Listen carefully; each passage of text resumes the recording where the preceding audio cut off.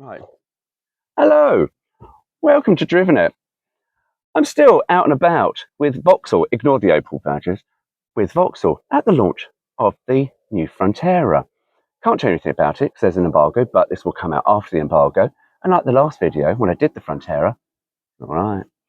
Anyway, today's story, as you've probably seen by the little picture, is about another small SUV, a proper SUV, because these SUVs, these aren't SUVs. These are utility vehicles. There is nothing sporty about these things at all. Though, as I say, this new Frontera, all right, actually, we sat through the press conference and they were going, oh, it's really fun to drive. We've heard this a million times when you come to these things and you go, are they really fun to drive?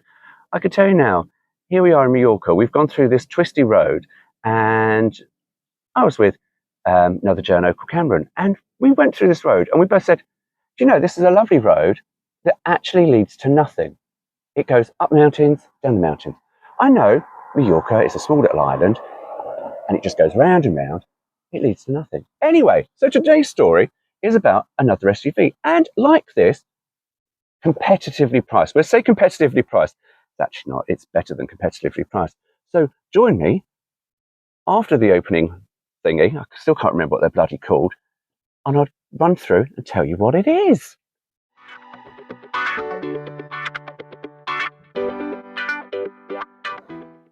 Right. You know it's a left-hand drive. Opel badges. Don't look at the Opel badges. It's Vauxhall. Anyway, picture the scene. Russia, 19... I've looked through this. There's nothing that tells me a year. It does say on here 2103, and we clearly know it's not 2103 because the Russians haven't quite yet invented time travel. However, I'll give you Lada Niva, and we all love it on Lada Niva. Niva 4x4, the natural choice. Whether you work hard or play hard, in the country, there's one sturdy off-roader that stands apart, the Niva. This formidable performer boasts one of the most impressive off-road capabilities in its class. And it was pretty good off-road because it was cheap.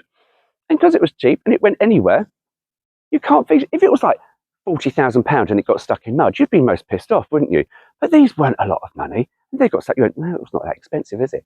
However, the Russians, they didn't half know how to make a 4x4. And that's why these are still available today.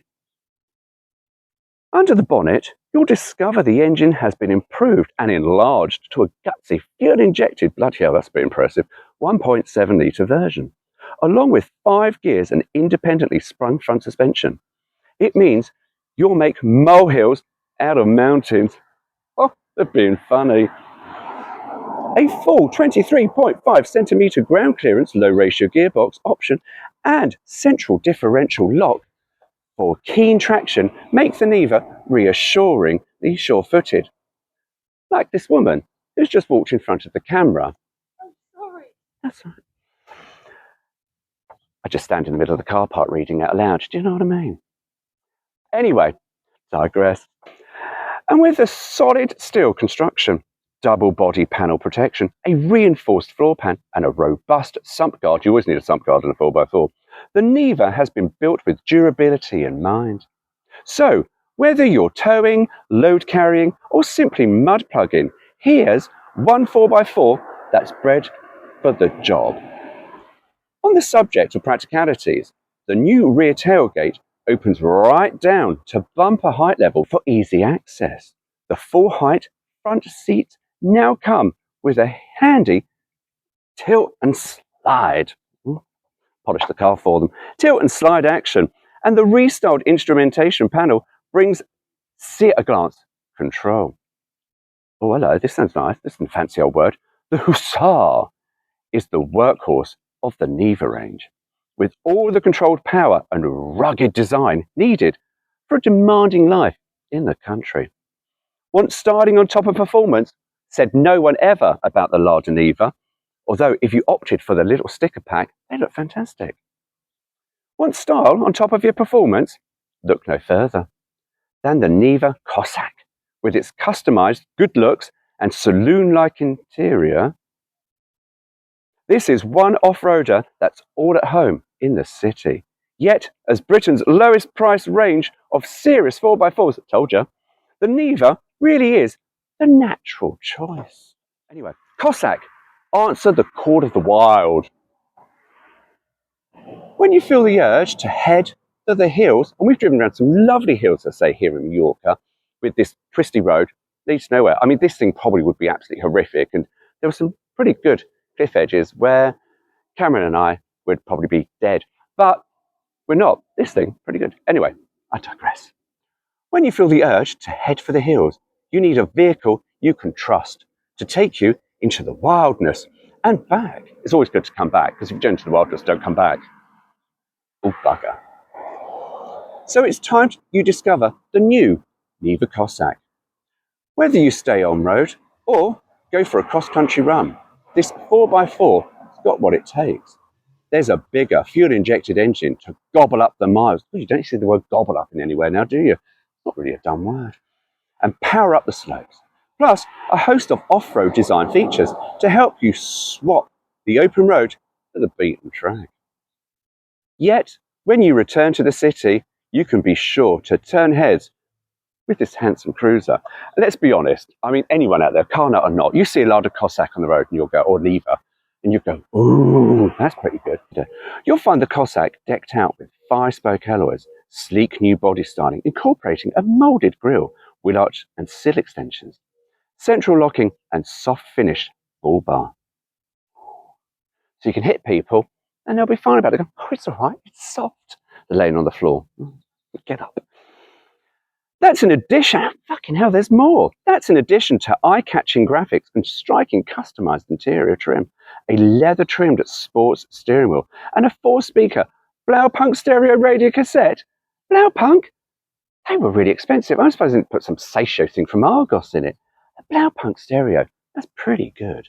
All in all, the Cossack is an off-road vehicle without off-road price tag.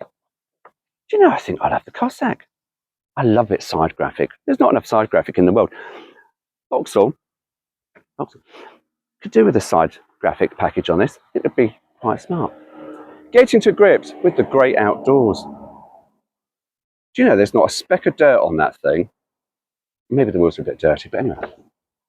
When you do escape the city to explore Britain's wide open spaces, you'll find the Cossack far and away the best value for money.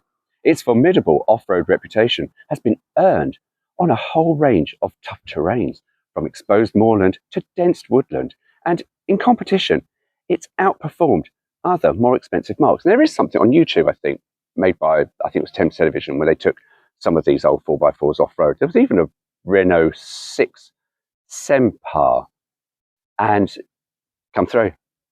Thanks. Where was I?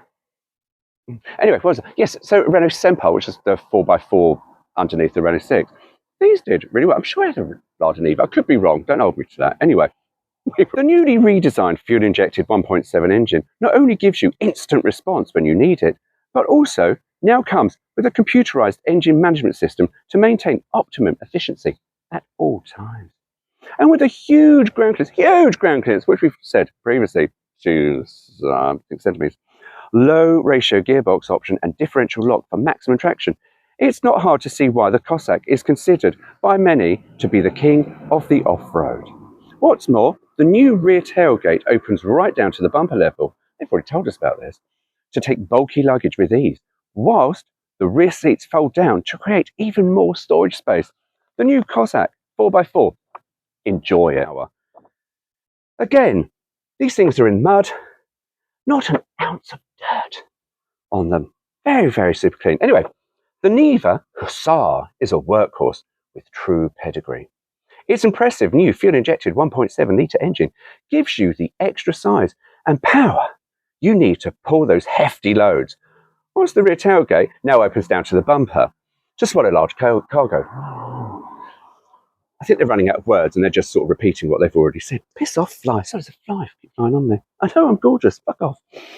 Of course, whilst 5 gears and independently sprung front suspension deliver sure-footed control, its giant 4x4 capabilities make it the definitive dual-purpose work vehicle. Yet the Hussar's tough work ethic leaves plenty of room For home comforts, the new stylish instrument panel is easy on the eye. Easy on the eye. We do like things that are easy on the eye. Sort of, walking around going, that's attractive. Easy on the eye. And the heating controls blast out the warmth on frosty mornings. And you sort of think these should have pretty good heating systems. They're built for Russia. And Russia isn't known for its balmy weather. Here we are in Mallorca. It's December. And I did pack shorts because there was a risk of me wearing some shorts, right? Not wearing shorts because it was raining this morning. But we've got things still out in bloom. It's absolutely lovely. If I have a chance, I think I probably would move to Mallorca. Lovely place, lovely roads. Bendy roads, piss off fly, that lead to nowhere. Anyway, and you'll find the full height front seats give extra support to the commanding driving position, while the seats tilt and slide mechanism give convenient access to the rear. That bloody fly again.